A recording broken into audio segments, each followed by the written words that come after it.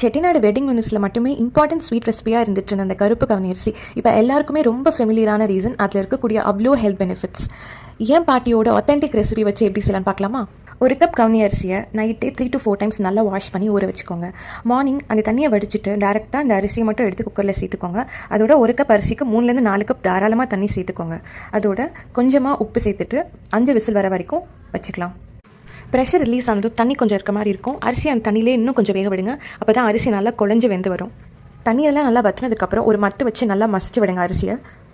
அதுக்கப்புறம் நம்ம வச்சுருக்க ஸ்வீட் சேர்த்துக்கலாம். நான் வந்து இன்றைக்கி வெள்ளைக்கட்டி எடுத்துருக்கேன். ஸோ வெள்ளத்தை நல்லா நச்சுட்டு நான் அதில் சேர்த்துக்கிறேன். வெல்லம் கொஞ்சம் கரைஞ்சதும் தேங்காய் பூ போட்டுக்கலாம். ஸ்வீட்டுக்கு நீங்கள் வெல்லம், நாட்டு சக்கரை, ஒயிட் சுகர் உங்கள் ப்ரிஃபரன்ஸ்க்கு ஏற்ற மாதிரி எதுனாலும் சேர்த்துக்கலாம். வெல்லம் நல்லா கரைஞ்சதும் 2 ஸ்பூன் பசும் நெய் சேர்த்துக்கோங்க. இதெல்லாம் சேர்த்து ஒரு 2 minutes சிம்லேயே வச்சுருங்க. அல்வா பதத்துக்கு ரெடி ஆகும்போது உங்களோட ஹெல்தி அண்ட் டேஸ்டியஸ்ட் கருப்பு கவுனி அரிசி ரெடி.